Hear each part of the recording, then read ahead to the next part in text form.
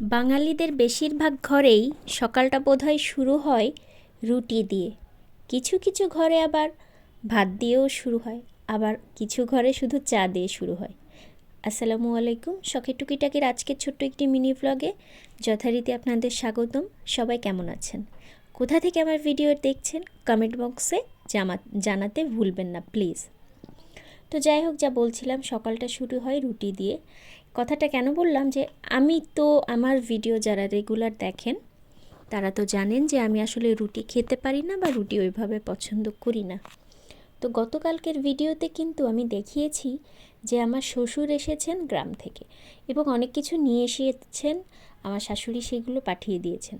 তো বাবা হয় কি যে বাবা ডায়াবেটিসের পেশেন্ট, বাবা সকালে এবং রাত্রে রুটি খায়। তো সেই হিসাবে আমি যথারীতি সকাল সকালই উঠে গিয়েছিলাম আজকে। তো রুটির সঙ্গে কী দিব বলুন তো, ভাবলাম একটু আলু আর পেঁয়াজের কালি ভাজি করি। তো শুধু যে আলু আর পেঁয়াজের কালি ভাজি করেছি তা না, সাথে ডাল ছিল, ডিম করে দিয়েছি। তো এটা দিয়েই সকালের নাস্তাটা আমি আসলে বাবাকে দিয়েছিলাম। তো তারপর ভাবলাম যে দুপুরের রান্নাটা সেরে ফেলি। তো বাবা এসেছে আসলে বাবার কাজে, তা বাবা বলল যে মা, আমার শ্বশুর আমাকে মা বলে ডাকে যাই হোক, মা বলে বৌমা, বৌমা সে আমাকে কখনোই বলে না। মানুষের সামনে হয়তো বাবা আমাকে বৌমা বলে পরিচয় করায় দেয়, বাট এমনি সবসময় আমাকে মা বলে ডাকে। তো বাবা আমাকে বললো যে মা, আজকে দুপুরে রান্না করার কোনো দরকার নাই, আমি তো যে কাজে আসছি সেই কাজে বের হচ্ছি, আমার আস্তে আস্তে সন্ধ্যা হবে, তো সন্ধ্যাবেলা আমাকে কয়টা ভর্তা ভাত দিলেই হবে, তুমি এখন ঘুমাই থাকো কি সুন্দর কথা না, আমাকে বলে ঘুমাই থাকো। আমার বাসায় এসছে আমার বাবা, অথচ আমাকে বলে ঘুমাই থাকো। তো আমি তো মানে বাবার মেয়ে হয়ে গিয়েছি, আহ্লাদে গদগদ। ভাবলাম বাবা তো আসতে দেরি যেহেতু হবে, তো একটু দেরি করে রান্না করতে যাই। তো কি না কি মনে করে না আজকে একটু পরে ভাবলাম যে না, রান্না করতে যাই। তো তারপরে রান্না করতে গেলাম। তো রান্না করতে গিয়ে আমার শাশুড়ি যে দেশি মুরগিটা পাঠিয়ে দিয়েছেন, এটা পাঠিয়েছেন তার ছেলের জন্য এবং আমার জন্য, একা কিন্তু না। তো সেই দেশি মুরগিটাই আমি রান্না করছিলাম। আসলে আমার ভিডিও যারা বারবার বলছি রেগুলার দেখেন তারা জানেন যে আমার হাজব্যান্ড মাংস বাদে কিছু খেতে চান না। তো আর আমার শাশুড়ি পাঠিয়েছে, মানে তার মা তার জন্য পাঠিয়েছে। আমি কি তাকে রান্না না করে দিতে পারি বলেন? তো আমি আসলে ওই দেশি মুরগি প্রসেসিংটাই করছিলাম। তো আমি না মুরগি রান্নার সময় সব সময় একটু টেনশানে থাকি। লাস্ট 1 বছর বিয়ে হয়েছে, 1 বছর 1 মাস, হ্যাঁ 1 বছর 1 মাস আমাদের বিয়ে হয়েছে। তো এই 1 বছর ধরেই তো আমি রান্নাবান্না টুকিটাকি সুন্দর করে শিখছি।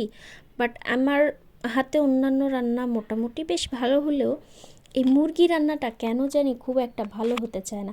আমি আদতেই বুঝি না যে আসলে আমি মুরগির রান্নাতে কী মশলা বেশি দেই, কী মশলা কম দেই। মানে খুব বেশি মানে নিজের কাছে হয়রান লাগে ব্যাপারটা, যে আসলে কি ভাই।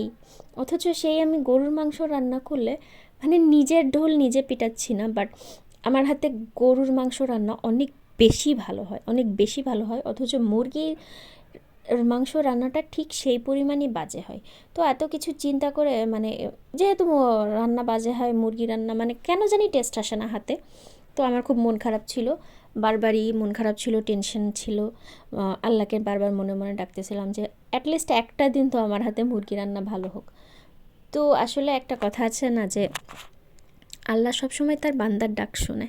তো আজকে না আমি ওই টেনশন নিয়ে বারবার আল্লাহকে ডাকতে ডাকতে মুরগি রান্নাটা করেছি। তো সেজন্য আজকে মুরগি রান্নাটা আলহামদুলিল্লাহ অনেক বেশি টেস্ট হয়েছে, যেটা আসলে আমি নিজেই অবাক হয়ে গিয়েছি যে সিরিয়াসলি আমি ভালো মুরগি রান্না শিখলাম কবে থেকে।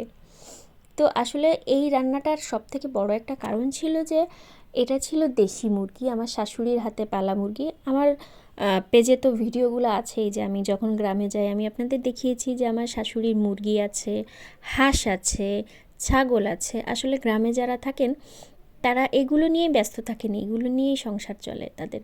সংসার চলে ব্যাপারটা বলতে বোঝাচ্ছি যে মানে হ্যাঁ, আর্থিক জিনিস না, তারা নিজেদের হাতের জিনিস খেতেই অনেক বেশি পছন্দ করেন। এই জন্য নিজেরাই ওই হাঁস মুরগি পালেন, ছাগল পালেন, অনেকে গরু পালেন। আমার শ্বশুর শাশুড়ির গরু নেই, বাট ছাগল আছে। তো এসব মনে করতে করতে আমি রান্না করছিলাম।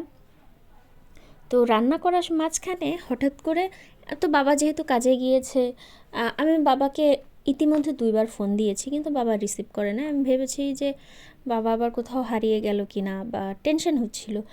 তো এই রান্না করার মাঝখানেই না বাবা আমাকে ফোন দিয়েছে। ফোন দিয়ে বলতেছে, মা আমি না হারাই গেছি। কথাটা শুনে মনে করেন আমি টেনশন তো বেড়ে গেছে, সাথে আমার খুব হাসিও পাইছে যে বাবা কতটা সহজ সরল হলে আমাকে ফোন দিয়ে বলতেছে, মা আমি না হারাই গেছি, তোমাদের বাসার গলি আমি চিনতেছি না। তো আমি বললাম, বাবা আমি এক্ষুনি আসতেছি, আপনি যেইখানে আছেন ওইখানে দাঁড়াই থাকেন। তো সেইটা বলে আমি চুলাটা অফ করেই আবার দৌড় দিছি। মানে বাসাটা মানে দরজাটা কোনো মতে লক করে, গেটটা লক করে দেন চলে গেছি। তো গিয়ে দেখি কি বাসার সামনের গলিতেই বাবা দাঁড়ায় আছে, বাট চারপাশ ঘুরতেছে, মানে বুঝতেছে না। হয় কি, যারা গ্রামে থাকেন তারা না হুট করে এই শহরে আসলে এই শহরের গলি বা শহরের রাস্তা, এগুলো হঠাৎ করে এত মানুষ, একটা ভ্যাবাচ্যাকা ব্যাপার তাদের মাঝখানে কাজ করে। যার কারণে তো আমি বাবাকে বললাম, বাবা এই যে আমি, চলেন। তো বাবার কাছে কিছু জিনিসপত্র ছিল, সেগুলো নিয়ে আমি বাসায় চলে আসলাম। কিন্তু বাসায় তো আসলাম, বাবা তো আমাকে বলে গিয়েছিল যে বাবা সন্ধ্যাবেলা ফিরবে, আমার রান্না তো হয় নাই। মানে কত বড় মানে মানে লজ্জাস্কর একটা ব্যাপার বা খারাপ লাগার একটা ব্যাপার কাজ করতেছে তখন, যে আমি কেন আর একটু আগে রান্না করতে আসি নাই। তো আসলে হয়েছে কি, আলহামদুলিল্লাহ আমি শ্বশুর শাশুড়ি এত বেশি সাপোর্টিভ পেয়েছি, এত ভালো পেয়েছি, আল্লাহর কাছে লাখ লাখ শুক্রিয়া। মানে ওর একটা কথা আছে যে ধৈর্যের একটা ফল আছে। তো সেই জিনিসটাই আল্লাহর, সেই প্রতিদানটাই আল্লাহ আমাকে দিয়েছেন, আলহামদুলিল্লাহ। তো আমি বাবাকে দেখে তাড়াতাড়ি রাইস কুকারে ভাত চড়িয়ে দিলাম। দেন হলো যে তরকারি মাঝপথে রেখে গিয়েছিলাম, তো তরকারি রান্না করলাম। তো বাবা আমাকে কিছুই বলে নাই, আমাকে বললো, মা তুমি তোমার মতো করে রান্না করো, কারণ আমি তোমাকে বলে গিয়েছিলাম যে আমি দেরি করে ফিরবো, কোনো অসুবিধাই না নেই, তুমি রান্না করো মা। তো যাই হোক, ভালো লাগলো কথাটা শুনে, কিন্তু তারপরও তো বুঝেন টেনশান হয়। তো আমি এক চুলায় মাংস দিয়ে আর এক চুলায় না সাথে সাথে মাছ দিয়ে দিলাম, কারণ আমার তো তখন আসলে বুঝেন কি অবস্থা, আর বয়স্ক মানুষ, ঢাকা শহরে এতক্ষণ যাবৎ সে কাজ করে আসছে, মানে তার বাবার যে কাজ ছিল সে কাজটা করে এসছে, মালপত্র কিনতে এসছে। মেইনলি বাবা ঢাকা আসছে হলো বাবার দোকানের জিনিসপত্র কিনতে। আমার শ্বশুর ব্যবসা করেন এবং সেই ব্যবসায়িক যে জিনিসপত্র সেইগুলো কিনতে এসেছে। মানে পাইকারি থেকে বাবা প্রত্যেক বছর শীতের সময় মাল কিনে নিয়ে যায় দোকানের জন্য। তো সেই জন্য এসেছেন। আর আমি তার একমাত্র ছেলের বউ হয়ে যদি আমি তাকে এইভাবে অবহেলা করে, আমি কেন ভাই, দিন শেষে আমি যদি শুনি যে আমার বাবা মাকে আমার ভাইয়ের বউ এরকম অবহেলা করতেছে, আমারও তো খারাপ লাগবে, এটা তো স্বাভাবিক, তাই না? তো এই শ্বশুর শাশুড়ি আমাকে আপন করে নিয়েছে, আমি কেন তাদের আপন করতে পারবো না? তো এইগুলো মনে করে আসলে খারাপ লাগতেছিল যে আমি কি করলাম আজকে। তো সেই হিসাবেই যথারীতি একটু তাড়াতাড়ি বাবাই যে আলু নিয়ে এসেছিলো কালকের ভিডিওতে কিন্তু আমি আপনাদের দেখিয়েছি, মানে এটা হলো মাটি আলু, ও যে মাটির নিচে হয় যেটা, ওই আলু। তো ওই আলু দিয়েই আজকে একটু মৃগেল মাছ রান্না করব। তো ওই মৃগেল মাছ রান্নার প্রসেসটা শুধুমাত্র আমি আদা না, রসুন, জিরা আর কাঁচামরিচ এটা সুন্দর করে ব্লেন্ড করে নিয়েছি। রসুন আর জিরা আমি পুরাটাই ব্লেন্ড করেছি, বাট কাঁচামরিচটা আমি একটু হাফ ব্লেন্ড করেছি, কারণ কাঁচামরিচ যদি খেয়াল করে দেখবেন আপুরা, যদি আপনারা পুরোটা ব্লেন্ড করে ফেলেন তো সেটা কিন্তু খুব খারাপ, মানে কেমন একটা স্মেল আসে। আমার ব্যক্তিগতভাবে ওই স্মেলটা ভালো লাগে না। তো সেজন্য আসলে আমি ওই কাঁচামরিচের হাফ করে নিয়েছি। আর পাটায় বাটা আসলে আমার দ্বারা পসিবল না, আমার পাটাটা এতটাই